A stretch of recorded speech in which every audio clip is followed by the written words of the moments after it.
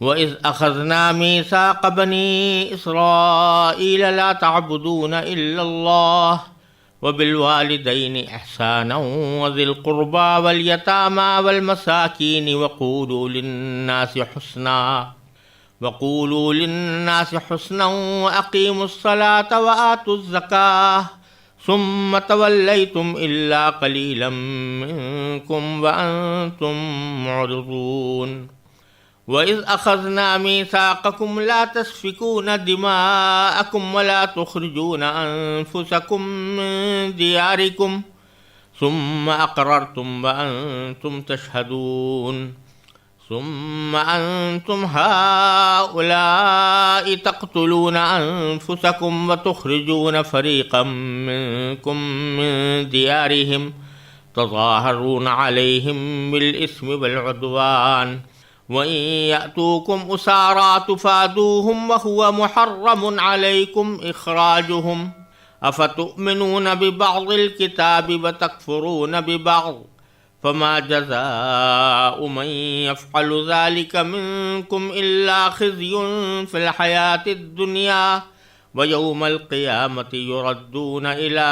أَشَدِّ الْعَذَابِ وَمَا اللَّهُ بِغَافِلٍ عَمَّا تَعْمَلُونَ أولئك الذين اشتروا الحياة الدنيا بالآخرة فلا يخفف عنهم العذاب ولا هم ينصرون ولقد آتينا موسى الكتاب وقفينا من بعده بالرسل وآتينا عيسى ابن مريم البينات وأيدناه بروح القدس أفكلما جاءكم رسول بما لا تهوى أنفسكم استكبرتم ففريقا كذبتم وفريقا تقتلون وقالوا قلوبنا غلف بل لعنهم الله بكفرهم فقليلا ما يؤمنون ولما جاءهم كتاب من عند الله مصدق لما معهم وكانوا من قبل يستفتحون على الذين كفروا فلما جاءهم ما عرفوا كفروا به فلعنة الله على الكافرين بئس ما اشتروا به أنفسهم أن يكفروا بما أنزل الله بغيا أن ينزل الله من فضله على من يشاء من عباده فباءوا بغضب على غضب وللكافرين عذاب مهين وإذا قيل لهم آمنوا بما أنزل الله قالوا نؤمن بما أنزل علينا ويكفرون بما وراءه وهو الحق مصدقا لما معهم قل فلم تقتلون أنبياء الله من قبل إن كنتم مؤمنين وَلَقَدْ جَاءَكُم مُّوسَىٰ بِالْبَيِّنَاتِ ثُمَّ اتَّخَذْتُمُ الْعِجْلَ مِن بَعْدِهِ وَأَنتُمْ ظَالِمُونَ وَإِذْ أَخَذْنَا مِيثَاقَكُمْ وَرَفَعْنَا فَوْقَكُمُ الطُّورَ خُذُوا مَا آتَيْنَاكُمْ بِقُوَّةٍ وَاسْمَعُوا قَالُوا سَمِعْنَا وَعَصَيْنَا وَأُشْرِبُوا فِي قُلُوبِهِمُ الْعِجْلَ بِكُفْرِهِمْ قل بئس ما يأمركم به ایمانکم ان کنتم مؤمنین۔ یہ طویل آیات کا سلسلہ جو میں نے ابھی آپ کے سامنے تلاوت کیا، یہ آیت نمبر 83 سے لے کر آیت نمبر 93 تک چلا ہے، اور در حقیقت یہ پورا سلسلہ کلام ان کے اس دعوے کے جواب میں اور اس کی تردید میں آیا ہے جو پیچھے آیت نمبر 76 میں گزرا تھا۔ یعنی یہودی لوگ جب مسلمانوں سے ملتے تھے تو یہ کہتے تھے کہ ہم بھی تو مومن ہیں، وَإِذَا لَقُوا الَّذِينَ آمَنُوا قَالُوا آمَنَّا۔ اب اللہ تبارک و تعالی ان کے اس دعوے کی تردید فرما رہے ہیں اور ان کو یہ جتایا جا رہا ہے کہ تمہارا یہ ایمان کا دعویٰ کتنا جھوٹا ہے۔ اگر اس کا مطلب یہ لیا جائے کہ وہ رسول کریم صلی اللہ علیہ وسلم پر اور قرآن پر ایمان لائے ہیں تو یہ تو بدیہی طور پر غلط تھا، کیونکہ وہ حقیقت میں آپ پر ایمان نہیں لائے۔ لیکن اگر ان کا مطلب یہ تھا کہ ہم چونکہ تورات پر ایمان لائے ہوئے ہیں تو اس لیے ہم بھی مومن کہلانے کے حقدار ہیں، تو اس کا جواب اس سلسلہ کلام میں دیا گیا ہے۔ پہلے میں ان آیات کا ترجمہ پیش کرتا ہوں، اس کے بعد اس کے مختلف حصوں کی کچھ تشریح پیش کرنے کی کوشش کروں گا۔ فرمایا، اور وہ وقت یاد کرو جب ہم نے بنی اسرائیل سے پکا عہد لیا تھا کہ تم اللہ کے سوا کسی کی عبادت نہیں کرو گے، اور والدین سے اچھا سلوک کرو گے،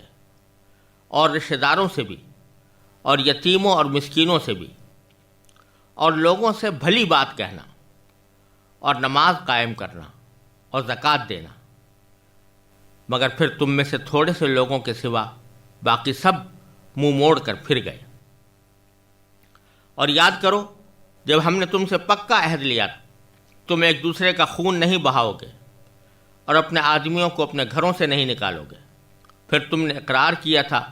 اور تم خود اس کے گواہ ہو۔ اس کے بعد تم ہی وہ لوگ ہو کہ اپنے ہی آدمیوں کو قتل کرتے ہو، اور اپنے ہی میں سے کچھ لوگوں کو ان کے گھروں سے نکال باہر کرتے ہو، اور ان کے خلاف گناہ اور زیادتی کا ارتکاب کر کے ان کے دشمنوں کی مدد کرتے ہو۔ اور اگر وہ دشمنوں کے قیدی بن کر تمہارے پاس آ جاتے ہیں تو تم ان کو فدیہ دے کر چھڑا لیتے ہو، حالانکہ ان کو گھر سے نکالنا ہی تمہارے لیے حرام تھا۔ تو کیا تم کتاب یعنی تورات کے کچھ حصے پر تو ایمان رکھتے ہو اور کچھ کا انکار کرتے ہو؟ اب بتاؤ کہ جو شخص ایسا کرے اس کی سزا اس کے سوا کیا ہے کہ دنیاوی زندگی میں اس کی رسوائی ہو، اور قیامت کے دن ایسے لوگوں کو سخت ترین عذاب کی طرف بھیج دیا جائے گا، اور جو کچھ تم عمل کرتے ہو اللہ اس سے غافل نہیں ہے۔ یہ وہ لوگ ہیں جنہوں نے دنیاوی زندگی کو آخرت کے بدلے خرید لیا ہے، لہذا نہ ان کے عذاب میں کوئی تخفیف ہوگی اور نہ ان کی مدد کی جائے گی۔ اور بے شک ہم نے موسیٰ کو کتاب دی، اور اس کے بعد پے در پے رسول بھیجے، اور ہم نے عیسیٰ ابن مریم کو کھلی کھلی نشانیاں دیں اور روح القدس سے ان کی تائید کی۔ پھر یہ آخر کیا معاملہ ہے کہ جب کبھی کوئی رسول تمہارے پاس کوئی ایسی بات لے کر آیا جو تمہاری نفسانی خواہشات کو پسند نہیں تھی تو تم اکڑ گئے۔ چنانچہ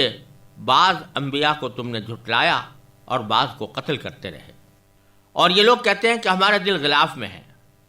نہیں بلکہ ان کے کفر کی وجہ سے اللہ نے ان پر پھٹکار ڈال رکھی ہے، اس لیے وہ کم ہی ایمان لاتے ہیں۔ اور جب ان کے پاس اللہ کی طرف سے وہ کتاب آئی یعنی قرآن، جو اس تورات کی تصدیق بھی کرتی ہے جو پہلے سے ان کے پاس ہے، تو باوجود کہ یہ خود شروع میں کافروں یعنی بت پرستوں کے خلاف اللہ سے فتح کی دعائیں مانگا کرتے تھے، مگر جب وہ چیز ان کے پاس آ گئی جسے انہوں نے پہچان بھی لیا تو اس کا انکار کر بیٹھے۔ بس پھٹکار ہے اللہ کی ایسے کافروں پر۔ بری ہے وہ قیمت جس کے بدلے انہوں نے اپنی جانوں کو بیچ ڈالا ہے، کہ یہ اللہ کی نازل کی ہوئی کتاب کا صرف اس جلن کی بنا پر انکار کر رہے ہیں کہ اللہ اپنے فضل کا کوئی حصہ یعنی وحی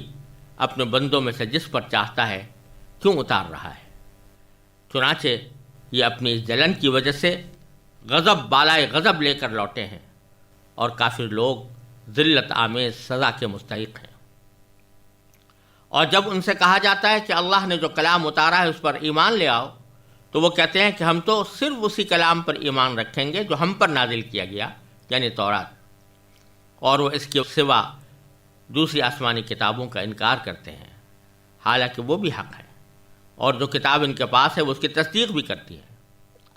اے پیغمبر، تم ان سے کہو کہ اگر تم واقعی تورات پر ایمان رکھتے تھے تو اللہ کے نبیوں کو پہلے زمانے میں کیوں قتل کرتے رہے؟ اور خود موسیٰ تمہارے پاس روشن نشانیاں لے کر آئے، پھر تم نے ان کے پیٹھ پیچھے یہ ستم ڈھایا کہ بچھڑے کو معبود بنا لیا۔ اور وہ وقت یاد کرو جب ہم نے تم سے عہد لیا تھا اور تمہارے اوپر طور کو بلند کر دیا، اور یہ کہا کہ جو کچھ ہم نے تم کو دیا ہے اس کو مضبوطی سے تھامو، اور جو کچھ کہا جائے اسے سنو، کہنے لگے ہم نے پہلے بھی سن لیا تھا مگر عمل نہیں کیا تھا، اب بھی ایسا ہی کریں گے۔ اور دراصل ان کے کفر کی نحوست سے ان کے دلوں میں بچھڑا بسا ہوا تھا۔ آپ ان سے کہیے کہ اگر تم مومن ہو تو کتنی بری ہیں وہ باتیں جو تمہارا ایمان تمہیں تلقین کر رہا ہے۔ یہ ساری آیات اللہ تبارک و تعالی نے ان کے اس دعوے کی تردید میں ارشاد فرمائی ہیں جو وہ اپنے مومن ہونے کے طور پر مسلمانوں کے سامنے کیا کرتے تھے کہ ہم بھی مومن ہیں، یعنی تورات پر ہم ایمان رکھتے ہیں۔ باری تعالیٰ فرماتے ہیں کہ تم نے تورات کی تمام باتوں کا کھلم کھلا نہ صرف انکار کیا بلکہ ان کی خلاف ورزی کی، اور تم نے جو جو عہد اللہ تبارک و تعالیٰ سے کیے تھے ان سارے عہد کو، ہر قسم کے عہد کو تم نے توڑا اور ان کی خلاف ورزی کی۔ چنانچہ پہلے فرمایا کہ وَإِذْ أَخَذْنَا مِيثَاقَ بَنِي إِسْرَائِيلَ، اور وہ وقت یاد کرو جب ہم نے بنی اسرائیل سے پکا عہد لیا تھا۔ کیا عہد لیا تھا؟ کہ لا تعبدون الا اللہ۔ ایک تو یہ عہد لیا تھا کہ اللہ تبارک و تعالیٰ کے سوا کسی کی تم عبادت نہیں کرو گے۔ دوسرا یہ عہد لیا تھا کہ وبالوالدین احسانا، والدین کے ساتھ نیک سلوک کرو گے، وذی القربہ، اور رشتہ داروں کے ساتھ بھی، والیتامى، یتیموں کے ساتھ بھی، والمساکین، مسکینوں کے ساتھ بھی، وقولوا للناس حسنا، اور یہ کہا تھا کہ تم لوگوں سے بھلی بات کرو گے، وَأَقِیمُوا الصَّلَاةَ وَآتُوا الزَّکَاةَ، اور یہ کہا تھا کہ نماز قائم کرو اور زکوٰۃ ادا کرو۔ یہ سارے وہ احکام ہیں جو تقریباً ہر ملت میں، یعنی ہر نبی کی شریعت میں متفق علیہ رہے ہیں۔ سب سے پہلے توحید کا ذکر ہے کہ اللہ تبارک و تعالیٰ کے سوا کسی کی عبادت نہیں کرو گے۔ یہ وہ بنیادی عقیدہ ہے جس کی تبلیغ ہر پیغمبر کرتے آئے ہیں اور ہر آسمانی کتاب نے یہی تلقین فرمائی ہے۔ اور اس کے فوراً بعد ذکر فرمایا گیا ہے والدین کے ساتھ حسن سلوک کا۔ یہ مسئلہ بھی تمام ملتوں اور تمام شریعتوں میں متفق علیہ رہا ہے کہ والدین کے ساتھ حسن سلوک کرنا ہے۔ اور توحید کے فوراً بعد اس کا ذکر کرنے سے اس طرف بھی اشارہ ہے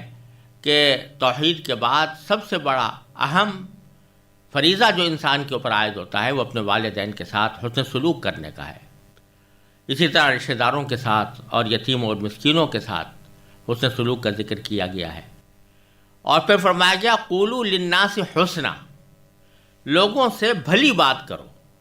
اچھی بات کرو۔ اور یہاں یہ فرمایا گیا ہے کہ جب کسی شخص سے کوئی بات کرنی ہو تو اس حد الامکان یہ کوشش کرو کہ وہ نرمی کے ساتھ، خوش خلقی کے ساتھ اور شگفتگی کے ساتھ۔ اور یہاں قولوا للمؤمنین نہیں فرمایا، قولوا للناس فرمایا کہ تمام لوگوں کے ساتھ تمہارا برتاؤ اور تمہاری گفتگو کا انداز نرم اور خوش اخلاقی پر مشتمل ہونا چاہیے۔ یہاں تک کہ اللہ تبارک و تعالیٰ نے جب حضرت موسیٰ علیہ السلام کو اور حضرت ہارون علیہ السلام کو فرعون کے پاس بھیجا تو ان کو بھی یہ تاکید فرمائی تھی کہ وَقُولَا لَهُ قَوْلًا لَيِّنًا، کہ اس کے سامنے بھی نرم بات کرنا۔ لہٰذا کوئی اپنا کتنا ہی مخالف کیوں نہ ہو، چاہے اس کا دین مختلف ہو، اس کا مذہب مختلف ہو، اس کا مسلک مختلف ہو، اس کا مشرب مختلف ہو، اس کے ساتھ بھی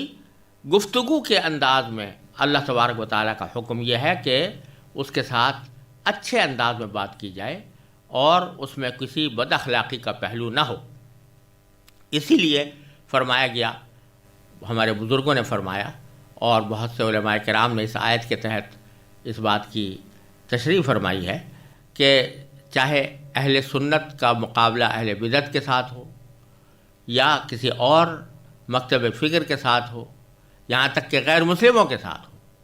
تب بھی گفتگو میں نرمی اور خوش اخلاقی کا پہلو مد نظر رکھنا ضروری ہے۔ ہاں، مداہنت نہیں ہونی چاہیے، یعنی دوسرے کی خاطر حق سے دستبردار ہونا یہ مومن کا شیوا نہیں ہے، لیکن بات کرنے میں انسان کو سلیقے سے اور خوش اخلاقی کے ساتھ بات کرنے کا اہتمام کرنا چاہیے، اور اس کے بعد پھر نماز قائم کرنے اور زکوٰۃ ادا کرنے کا حکم دیا گیا ہے۔ یہ بھی ان احکام میں سے ہے جو تمام شریعتوں کے اندر موجود رہے ہیں۔ تو اللہ تبارک و تعالیٰ اس عہد کو یاد دلا کر فرماتے ہیں ثم تولیتم، پھر تم میں سے تھوڑے لوگوں کے سوا باقی سب اس عہد سے منہ موڑ کر چلے گئے۔ ثم تولیتم الا قلیلا منکم، سوائے چند لوگوں کے، وانتم معرضون، جب کہ تم منہ موڑے ہوئے تھے، اس تمام عہد کو تم نے توڑ دیا اور ان احکام کی پابندی نہیں کی۔ پھر بھی تم یہ کیسے کہتے ہو کہ ہم تورات پر ایمان لائے ہیں، جبکہ تم نے اس عہد کو توڑا ہے۔ اسی طرح ایک اور عہد کا ذکر کرتے ہوئے باری تعالیٰ فرماتے ہیں کہ وَإِذْ أَخَذْنَا مِيثَاقَكُمْ لَا تَسْفِكُونَ دِمَاءَكُمْ، ہم نے تم سے یہ عہد لیا تھا کہ تم آپس میں ایک دوسرے کی جان مت لینا، ایک دوسرے کا خون مت بہانا، یعنی کوئی بھی تمہارا مذہب ہو اس کا خون بہانا تمہارے لیے جائز نہیں ہے، یہ تم سے عہد لیا گیا تھا۔ اور ساتھ ہی یہ عہد بھی لیا گیا تھا کہ لا تخرجون انفسکم من دیارکم، یعنی تم اپنے آدمیوں کو اپنے گھروں سے نہیں نکالو گے، اور تم نے اس عہد کو کرنے کے بعد تم نے اقرار کیا تھا، وانتم تشہدون، اور تم خود اس کے گواہ بنے تھے کہ ہم گواہی دیتے ہیں کہ ہم ان احکام پر عمل کریں گے۔ لیکن اس عہد کی بھی تم نے خلاف ورزی کی۔ کیا خلاف ورزی کی؟ کہ ثم انتم ہؤلاء، کہ تم ہی وہ لوگ ہو کہ تقتلون انفسکم، کہ خود اپنے آدمیوں کو قتل کرتے ہو، وتخرجون فریقا منکم من دیارہم، اور ان میں سے کچھ لوگوں کو ان کے گھروں سے نکال باہر کرتے ہو۔ یہ اشارہ ہے دو باتوں کی طرف۔ ایک تو یہ کہ بنی اسرائیل کی تاریخ میں یہ بات واضح ہے اور بائبل میں بھی اس کا تذکرہ آیا ہے کہ ایک زمانے میں خاص طور سے سلیمان علیہ السلام کے بعد یہودیوں کی جو ریاست تھی وہ دو حصوں میں بٹ گئی تھی۔ ایک حصہ یہودیہ کہلاتا تھا اور ایک حصہ اسرائیل کہلاتا تھا۔ ان دونوں ریاستوں کو یہودی ہی چلاتے تھے، لیکن دونوں کے درمیان دشمنیاں تھیں اور یہ ایک دوسرے کے اوپر حملہ آور ہوتے تھے، ایک دوسرے کا خون بہاتے تھے اور ایک دوسرے کو ان کے گھروں سے نکالتے تھے، کیونکہ جب کوئی فریق دوسرے کے اوپر فتح پا لیتا تو اس کو اس کے گھروں سے نکال دیتا تھا۔ تو حالانکہ دونوں یہودی تھے، دونوں حضرت موسیٰ علیہ السلام کی پیروی کا اقرار کرتے تھے، مگر دونوں آپس میں ایک دوسرے سے خون بہانے کے جرم میں مبتلا ہوتے تھے۔ اور دوسرا معاملہ خود نبی کریم سرور دو عالم صلی اللہ علیہ وسلم کے عہد مبارک میں پیش آیا تھا کہ آپ جس وقت مدینہ منورہ تشریف لائے تو وہاں یہودیوں کے دو قبیلے تھے، ایک بنو نذیر کہلاتا تھا اور ایک بنو خزرج کہلاتا تھا، ایک بنو نذیر کہلاتا تھا اور ایک بنو قریظہ کہلاتا تھا، اور یہ دونوں یہودی قبیلے تھے۔ ان کے درمیان بھی آپس میں رقابتیں تھیں، اور یہ ایسا ہوتا تھا کہ خود مدینہ منورہ کے جو اصل باشندے تھے جو انصار مدینہ کہلاتے ہیں، ان کے بھی دو قبیلے تھے، ایک اوس اور ایک خزرج۔ تو ان میں سے یہودیوں کا ایک قبیلہ کسی ایک قبیلے کی مدد کرتا اور دوسرا قبیلہ دوسرے قبیلے کی مدد کرتا، اور اس طرح جب اوس اور خزرج کی لڑائیاں ہوتیں تو اس کے نتیجے میں بنو قریظہ اور بنو نذیر کے درمیان بھی لڑائی ہوتی اور وہ بھی ایک دوسرے کا خون بہاتے اور ایک دوسرے کو گھروں سے نکالتے۔ تو باری تعالیٰ یہاں پر ان واقعات کی طرف اشارہ کر کے فرما رہے ہیں کہ باوجود کہ تم نے پکا عہد کیا تھا کہ ہم ایک دوسرے کا خون نہیں بہائیں گے، ایک دوسرے کو گھروں سے نہیں نکالیں گے، لیکن تاریخ میں پہلے بھی یہ کام کرتے رہے ہو اور اب بھی یہی کام کر رہے ہو۔ پھر ایک عجیب بات یہ تھی کہ اگرچہ یہ اپنے ہم مذہب لوگوں کے دشمنوں کی مدد کرنے کے باوجود اور اپنے ہم مذہب لوگوں کے دشمنوں کی مدد کرتے اور اس کے نتیجے میں ایک دوسرے کا خون بھی بہاتے، لیکن اگر فرض کرو کہ ان میں سے کسی کو ان کا کوئی دشمن قید کر کے لے گیا تو یہ اس کو فدیہ دے کر چھڑانے کی کوشش کرتے تھے اور چھڑا لاتے تھے، اور اس کی وجہ یہ بیان کرتے تھے کہ تورات میں ہمیں یہ حکم دیا گیا ہے کہ اگر کسی یہودی کو کوئی قید کر لے تو اس کو فدیہ دے کر چھڑانا چاہیے۔ تو اللہ تعالیٰ فرماتے ہیں کہ جس تورات نے یہ حکم دیا تھا کہ اپنے آدمیوں کو قید سے چھڑانا چاہیے، اسی تورات نے یہ بھی حکم دیا تھا کہ تم ایک دوسرے کا خون نہیں بہاؤ گے اور گھروں سے نہیں نکالو گے۔ تو تم نے تورات کے اس حصے پر تو عمل کر لیا کہ فدیہ دے کر چھڑانا چاہیے،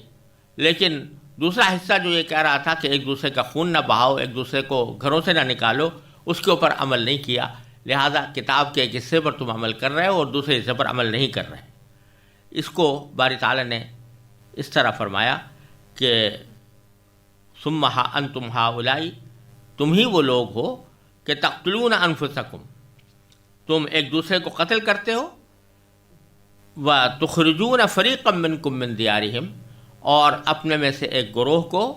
ان کے گھروں سے نکالتے ہو، تظاہرون علیہم، اور ان کے دشمنوں کی مدد کرتے ہو، بالاسم والعدوان، گناہ اور زیادتی کا ارتکاب کرتے ہوئے، وَإِن يَأْتُوكُمْ أُسَارَىٰ، اور اگر وہ دشمنوں کے قیدی بن کر تمہارے پاس آ جاتے ہیں تو فادوہم، تو پھر تم ان کو فدیہ دے کر چھڑا لیتے ہو، وَهُوَ مُحَرَّمٌ عَلَيْكُمْ إِخْرَاجُهُمْ، حالانکہ خود ان کو گھر سے نکالنا ہی تمہارے لیے حرام تھا۔ أَفَتُؤْمِنُونَ بِبَعْضِ الْكِتَابِ وَتَكْفُرُونَ بِبَعْضٍ، تو کیا تم کتاب کے کچھ حصے پر تو ایمان رکھتے ہو اور کچھ کا انکار کرتے ہو؟ تو باری تعالیٰ فرماتے ہیں فما جزاء من یفعل ذلک منکم الا خزی فی الحیات الدنیا، اب بتاؤ کہ جو شخص ایسا کرے اس کی سزا اس کے سوا کیا ہے کہ دنیاوی زندگی میں اس کی رسوائی ہو، ویوم القیامۃ یردون الی اشد العذاب، اور قیامت کے دن ایسے لوگوں کو سخت ترین عذاب کی طرف بھیج دیا جائے گا۔ وما اللہ بغافل عما تعملون، اللہ تعالیٰ تمہارے اعمال سے غافل نہیں ہے۔ اور پھر آگے باری تعالیٰ فرماتے ہیں کہ اولئک الذین اشتروا الحیات الدنیا بالآخرہ، یہ وہ لوگ ہیں جنہوں نے دنیاوی زندگی کو آخرت کے بدلے خرید لیا ہے، یعنی ان کا سارا زور اس بات پر ہے کہ ہماری دنیاوی زندگی میں ہمیں زیادہ سے زیادہ دولت مل جائے، زیادہ سے زیادہ راحت مل جائے، آخرت کی ان کو کوئی فکر نہیں، لہذا آخرت کو تباہ کر کے یہ لوگ دنیاوی زندگی کو درست کرنے اور اس کو بہتر بنانے کی کوشش میں ہیں، تو گویا انہوں نے دنیاوی زندگی کو آخرت کے بدلے خرید لیا ہے۔ فلا یخفف عنہم العذاب، لہذا نہ ان کے عذاب میں کوئی تخفیف ہوگی، ولا ہم ینصرون، اور نہ ان کی مدد کی جائے گی۔ یعنی جس شخص نے اپنا مطمع نظر دنیا ہی دنیا کو بنا لیا ہو اور اس بات سے غافل ہو کہ مرنے کے بعد اللہ تبارک و تعالیٰ کے سامنے پیش ہو کر ایک ابدی زندگی آنے والی ہے، تو اس کا صلہ یہی ہے اس کو وہاں پر عذاب ہو اور اس عذاب میں کوئی تخفیف بھی نہیں ہوگی اور نہ ان کی کوئی مدد کی جائے گی۔ پھر اگلی آیتوں میں اللہ تبارک و تعالیٰ یہ فرماتے ہیں، جس قسم کے عہد کا پیچھے ذکر کیا گیا ہے کہ ہم نے بنی اسرائیل سے وہ عہد لیا تھا اور تورات میں یہ احکام دیے تھے، ایسا نہیں ہے کہ ایک مرتبہ اللہ تبارک و تعالیٰ یہ عہد لے کر اور یہ احکام دے کر فارغ ہو گئے ہوں اور پھر ان کو کبھی یاد نہ دلایا ہو کہ تم نے کیا عہد کیا تھا، بلکہ اللہ تعالیٰ فرماتے ہیں وَلَقَدْ آتَيْنَا مُوسَى الْكِتَابَ وَقَفَّيْنَا مِن بَعْدِهِ بِالرُّسُلِ، بے شک ہم نے موسیٰ کو کتاب دی، وَقَفَّيْنَا مِن بَعْدِهِ بِالرُّسُلِ، اور اس کے بعد پے در پے رسول بھیجے، ایک کے بعد ایک رسول آتے رہے، پیغمبر آتے رہے۔ چنانچہ بنی اسرائیل کی پوری تاریخ شاہد ہے کہ یکے بعد دیگرے اللہ تبارک و تعالیٰ نے انبیاء کرام کا ایک طویل سلسلہ بنی اسرائیل کے اندر جاری فرمایا تھا، اور پھر فرمایا وَآتَيْنَا عِیسیٰ ابْنَ مَرْیَمَ الْبَیِّنَاتِ، آخر میں ہم نے عیسیٰ ابن مریم کو کھلی کھلی نشانیاں دیں، یعنی کھلے کھلے معجزات دیے،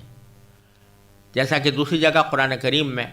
اللہ تبارک و تعالیٰ نے ارشاد فرمایا کہ حضرت عیسیٰ ابن مریم علیہ الصلاۃ والسلام کو اللہ تبارک و تعالیٰ نے یہ معجزہ عطا فرمایا تھا کہ وہ کوڑیوں کو بھی ہاتھ لگا دیتے تھے تو اللہ تعالیٰ کے فضل و کرم سے وہ تندرست ہو جاتے تھے. مادرزاد نابینا لوگ آتے تھے ان کو ہاتھ لگا دیتے تھے تو اللہ تبارک و تعالیٰ کے حکم سے ان کی بینائی واپس آ جاتی تھی. اسی طرح بعض مرتبہ اللہ تبارک و تعالیٰ نے اپنے فضل و کرم سے ان کے ہاتھوں میں یہ برکت رکھ دی تھی کہ وہ مردوں کو بھی زندہ کر دیتے تھے. یہ سارے معجزات کھلے کھلے لے کر حضرت عیسیٰ علیہ السلام آئے تھے اور بنی اسرائیل کو دعوت دی تھی کہ وہ اللہ تبارک و تعالیٰ کے احکام کی تعمیل کرتے ہوئے انجیل پر ایمان لائیں اور حضرت عیسیٰ علیہ السلام کی تعلیمات پر عمل کریں. لیکن یہودیوں نے حضرت عیسیٰ علیہ السلام کا بھی انکار کیا اور ان کو رسول ماننے سے قطعی انکار کر کے ان کے معجزات کے بارے میں یہ کہا کہ یہ جو کچھ دکھاتے ہیں یہ تو در حقیقت ایک کوئی بھوت ہے جو ان کے اوپر چھایا ہوا ہے اور اس بھوت کے چھا جانے کی وجہ سے یہ ہمیں اس قسم کے معجزات دکھاتے اس قسم کے کرشمے دکھا رہے ہیں. تو یہ در حقیقت کوئی بدروح ہے جو ان کے اندر سمائی ہوئی ہے. بائبل میں اس کا تذکرہ آیا ہے کہ یہودی یہ کہتے تھے کہ یہ شیطان ہے یا ایک بھوت ہے کہ جو حضرت عیسیٰ علیہ السلام کے اوپر سے یہ کام کرا رہا ہے کہ کبھی وہ کوڑی کو تندرست کر دیتا ہے تو کبھی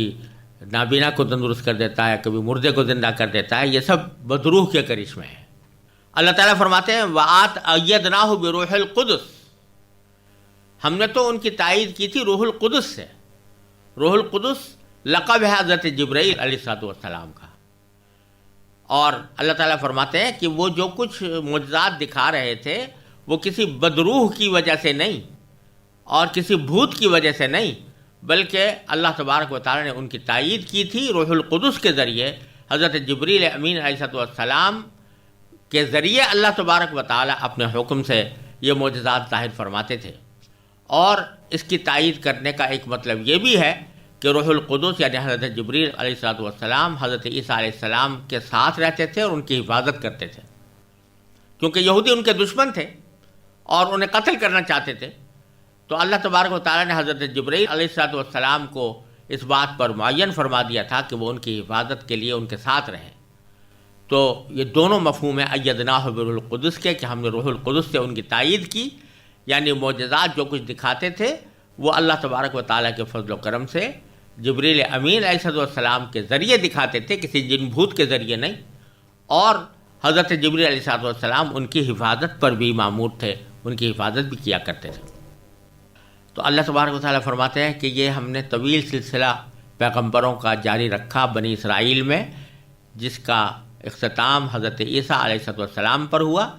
لیکن تمہارا طرز عمل کیا رہا؟ افکلما جاءکم رسول، تو کیا جب بھی تمہارے پاس کوئی رسول آیا تو یہ کیا معاملہ ہے کہ کوئی رسول آیا تمہارے پاس بما لا تہوی انفسکم، کوئی ایسی تعلیم لے کر آیا جو تمہاری نفسانی خواہشات کے خلاف تھی، تو استکبرتم، تم اکڑ گئے اور اس کو قبول کرنے کے بجائے تم نے تکبر کا مظاہرہ کیا. ففریقاً کذبتم، تو کچھ پیغمبروں کو تو تم نے جھٹلایا، جھٹلانے پر اکتفا کیا کہ ان کو جھوٹا قرار دے دیا. وفریقاً تقتلون، اور کچھ پیغمبر ایسے تھے جن کو تم قتل کرتے رہے. جیسا کہ میں پہلے بھی عرض کر چکا ہوں کہ انبیاء کرام کی ایک بڑی تعداد تھی جس کو بنی اسرائیل نے قتل کیا، جن میں حضرت زکریا، حضرت یحییٰ علیہ السلام بھی داخل ہیں اور دوسرے انبیاء کرام بھی جن کا ذکر مختلف روایات کے اندر آیا ہے. بلکہ حضرت عیسیٰ علیہ السلام کو بھی انہوں نے قتل کرنے کی اپنی پوری کوشش کر لی تھی. یہ اور بات ہے کہ اللہ تبارک و تعالیٰ نے ان کو محفوظ رکھا اور آسمان پر اٹھا لیا. آگے اس کی تفصیل انشاءاللہ آنے والی ہے. تو باری تعالیٰ فرماتے ہیں کہ تم جو یہ دعویٰ کر رہے تھے کہ ہم تورات پر ایمان لائے ہیں، تو خود اپنے اس طرز عمل پر غور کرو کہ اس سے کیسے تم یہ ثابت کر سکتے ہو کہ تم واقعی تورات کے اوپر ایمان لائے تھے. اور جہاں تک قرآن کا تعلق ہے تو اس پر تو تم کھلم کھلا کیا کہتے ہو کہ وقالوا قلوبنا غلف، وہ کہتے ہیں کہ ہمارے دل غلاف میں ہیں. یعنی ان کے کہنے کا مطلب یہ ہے کہ وہ اپنی شیخی بگاڑتے تھے کہ ہمارے دلوں پر ایک حفاظتی غلاف ہے جس کی وجہ سے کوئی غلط بات ہمارے دلوں میں گھر نہیں کر سکتی. اور یہ مطلب بھی ممکن ہے کہ وہ مسلمانوں کو اپنے آپ سے مایوس کرنے کے لیے طنزاً یہ کہتے تھے کہ تم تو یہ سمجھ لو کہ ہمارے دلوں پر غلاف چڑھا ہوا ہے اور ہمیں اسلام کی دعوت دینے کی فکر میں نہ پڑو. تو وہ دونوں میں سے کسی مفہوم میں کہتے ہوں، لیکن کہتے تھے کہ ہمارے دلوں پر غلاف چڑھا ہوا ہے. باری تعالیٰ فرماتے ہیں اس کے جواب میں کہ نہیں، بل لعنہم اللہ، حقیقت یہ ہے کہ اللہ نے ان کے کفر کی وجہ سے ان پر پھٹکار ڈال رکھی. لعنہم اللہ بکفرہم فقلیلا ما یؤمنون، اس لیے وہ کم ہی ایمان لاتے ہیں، یعنی ایمان نہیں لاتے. اور پھر اللہ تبارک و تعالی ان کی ایک متضاد روش کا ذکر فرماتے ہیں، جس کا حاصل یہ ہے کہ جب تک نبی آخر الزماں حضرت محمد مصطفیٰ صلی اللہ علیہ وسلم تشریف نہیں لائے تھے، تو چونکہ تورات میں ان کی تشریف آوری کی پیشین گوئیاں واضح الفاظ میں موجود تھیں، اور یہ خود اس بات کے منتظر تھے کہ نبی آخر الزماں صلی اللہ علیہ وسلم تشریف لائیں گے تو ہم ان کی قیادت میں دنیا کی امامت کریں گے. تو بعض اوقات جب ان کا جھگڑا ہو جاتا بت پرستوں کے ساتھ، تو وہ بت پرستوں سے یہ کہا کرتے تھے کہ ابھی ذرا تھوڑا سا انتظار کر لو، آخر میں ایک پیغمبر تشریف لانے والے ہیں، اور جب وہ آ جائیں گے تو ہم ان کے ساتھ مل کر تمہیں شکست دیں گے. اور ساتھ میں وہ اللہ تبارک و تعالیٰ سے دعائیں بھی کیا کرتے تھے کہ یا اللہ اس پیغمبر کو ہمارے پاس جلدی بھیج دیجئے تاکہ ہم ان بت پرستوں کے ساتھ مقابلہ کرنے میں ان کی قیادت سے فائدہ اٹھا سکیں. لیکن جب وہ نبی آخر الزماں صلی اللہ علیہ وسلم تشریف لے آئے، یعنی نبی کریم صلی اللہ علیہ وسلم رسول بن کر تشریف لے آئے، تو انہوں نے ان کا انکار کیا اور کہا کہ ہم ان کو رسول ماننے کے لیے تیار نہیں ہیں. کیوں کیا ایسا؟ اس لیے کیا کہ ان کو یہ ضد تھی اور یہ حسد تھا کہ بنو اسماعیل میں یہ پیغمبر کیوں مبعوث ہو گئے. ان کی خواہش یہ تھی کہ یہ نبی آخر الزماں صلی اللہ علیہ وسلم بھی پچھلے انبیاء کرام کی طرح بنو اسرائیل میں مبعوث ہوں، لیکن انہوں نے اس ضد کی وجہ سے اور حسد کی وجہ سے یہ کہا کہ بنو اسماعیل میں چونکہ یہ مبعوث ہوئے ہیں لہذا ہم ان کو ماننے کو تیار نہیں ہیں. حالانکہ وہ جانتے تھے کہ تورات میں جو علامات بیان کی گئی ہیں نبی کریم صلی اللہ علیہ وسلم ان علامتوں پر پورے اترتے ہیں اور یہی نبی آخر الزماں ہے، اس کے باوجود انہوں نے انکار کیا. تو اللہ تعالیٰ اس واقعے کا ذکر فرماتے ہیں وَلَمَّا جَاءَهُمْ كِتَابٌ مِّنْ عِندِ اللَّهِ مُصَدِّقٌ لِّمَا مَعَهُمْ، جب ان یہودیوں کے پاس اللہ تعالیٰ کی طرف سے ایک کتاب آ گئی جو اس تورات کی تصدیق بھی کرتی ہے جو پہلے سے ان کے پاس ہے. تصدیق کرنے کا معنی یہ کہ تورات کے اندر جو پیشین گوئیاں درج ہیں کہ آخر زمانے میں خاتم الانبیاء صلی اللہ علیہ وسلم تشریف لائیں گے، تو ان کی جو علامتیں بیان کی گئی ہیں وہ نبی کریم صلی اللہ علیہ وسلم کے اوپر پوری طرح صادق آتی ہیں. اور اس طرح قرآن تورات کے اس بیان کی تصدیق کر رہا ہے کہ آخر زمانے میں خاتم الانبیاء صلی اللہ علیہ وسلم تشریف لائیں گے اور ان پر ایک کتاب نازل کی جائے گی.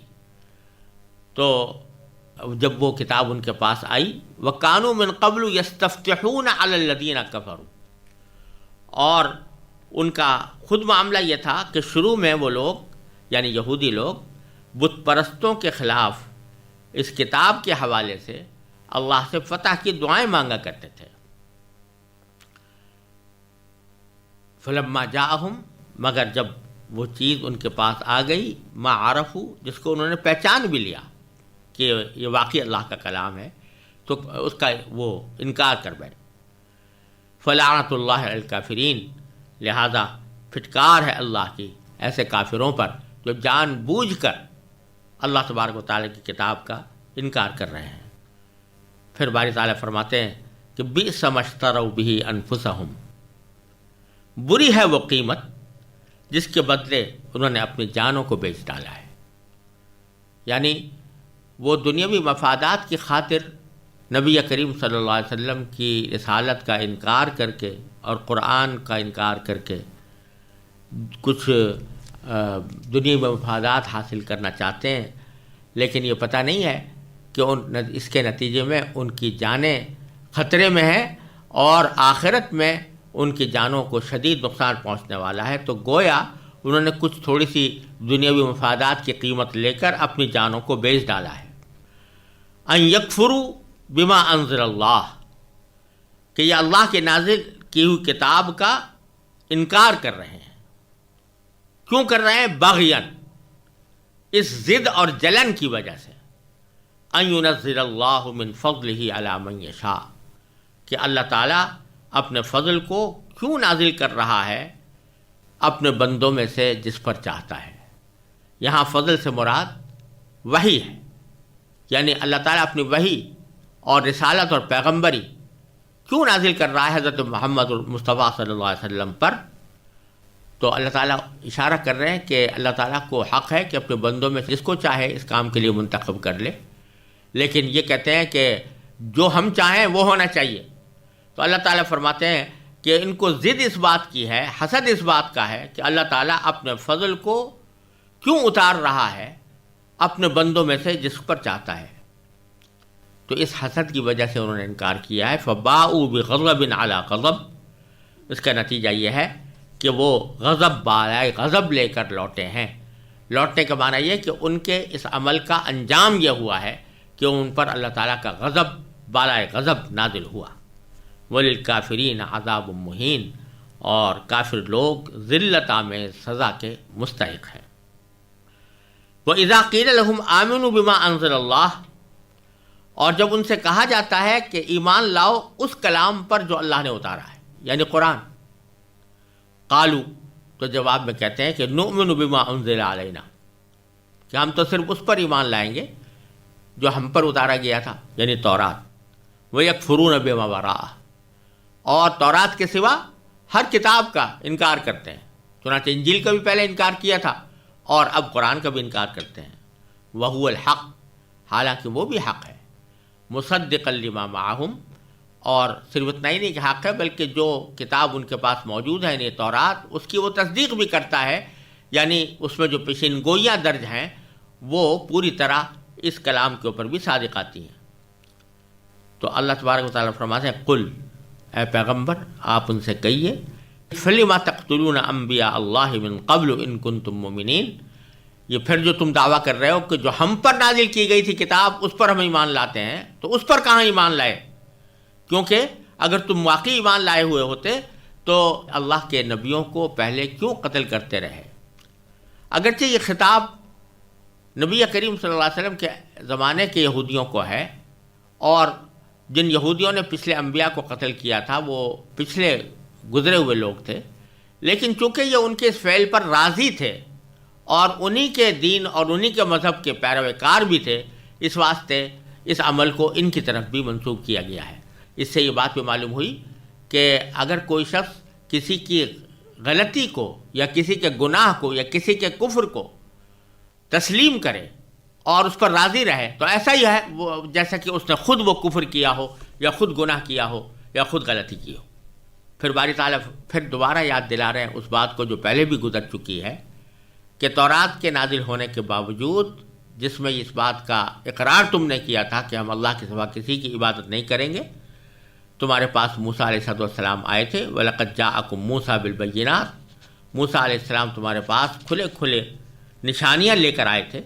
ثُمَّ اتَّخَذْتُمُ الْعِجْلَ مِن بَعْدِهِ، پھر تم نے ان کے پیچھے یہ ستم ڈھایا کہ گائے کے بچھڑے کو معبود بنا لیا، ثُمَّ اتَّخَذْتُمُ الْعِجْلَ مِن بَعْدِهِ وَأَنْتُمْ ظَالِمُونَ۔ اور وہ وقت بھی یاد کرو کہ اذ اخذنا میثاقکم ورفعنا فوقکم الطور، جب ہم نے تم سے عہد لیا تھا اور تمہارے اوپر طور کو بلند کر دیا تھا، جس کا واقعہ پیچھے گزر چکا ہے، اور یہ کہا تھا کہ خذوا ما آتیناکم بقوہ، جو کتاب ہم نے تمہیں دی ہے اس کو مضبوطی سے پکڑو، واسمعوا، اور ہوش سے اس کی باتوں کو سنو۔ قالو، تو جواب میں انہوں نے کہا کہ سمعنا وعصینا، کہ ہم نے سن لیا اور ہم نے نافرمانی بھی کی، یعنی پہلے بھی ہم نے باتیں سنی ہیں اور اس کی نافرمانی کی ہے، اور اب بھی جو باتیں سن تو لی ہیں لیکن ہم اس پر عمل نہیں کریں گے۔ وہ کیوں ہوا کہ وہ اشربوا فی قلوبہم العجل بکفرہم، وہ اس لیے کہ ان کے دلوں میں بچھڑا بسا ہوا تھا۔ اشربوا فی قلوبہم، ان کے دلوں میں محبت بسا دی گئی تھی بچھڑے کی، بکفرہم، ان کے کفر کی نحوست سے۔ بظاہر اس سے اشارہ اس طرف ہے کہ جب حضرت موسیٰ علیہ السلام بنی اسرائیل کو لے کر دریا پار کر گئے، بحر احمر کو عبور کر کے صحرائے سینا میں داخل ہوئے، تو وہاں پر کچھ لوگ بیٹھے ہوئے بتوں کی پوجا کر رہے تھے، تو انہوں نے حضرت موسیٰ علیہ السلام سے یہ درخواست کی، فرمائش کی کہ اجعل لنا الہا کما لہم آلہہ، کہ جیسے یہ لوگ اپنے دیوتاؤں کو پوج رہے ہیں تو ایسا ایک ہمارا بھی دیوتا بنا دیجیے۔ تو یہ بات ایک کفر کی بات تھی، اور اس کی نحوست سے جب ان کے سامنے بچھڑا بنا کر پیش کیا گیا، سامری نے بچھڑا بنا کر پیش کیا، تو اس کی نحوست کے نتیجے میں اس کی محبت ان کے دل میں سما گئی اور اس کی عبادت کرنی شروع کر دی۔ تو باری تعالیٰ فرماتے ہیں قل بئس ما یأمرکم بہ ایمانکم، یہ ساری باتیں بیان کرنے کے بعد فرماتے ہیں تم جو کہہ رہے تھے کہ آمنا، ہم ایمان لائے ہوئے ہیں تورات پر، تو یہی کیا ایمان ہے؟ اور فرمایا کہ بئس ما یأمرکم بہ ایمانکم ان کنتم مؤمنین، اگر واقعی تم مومن ہو تو تمہارا ایمان تو بہت بری باتوں کا حکم دے رہا ہے تم کو، جتنی باتیں کی گئی ہیں سب بری باتیں ہیں، تو اگر واقعی مومن ہوتے تو ان باتوں کا ارتکاب نہ کرتے، اگر مومن ہو تو تم کو یہ تمہارا ایمان بری باتوں کی تلقین کر رہا ہے۔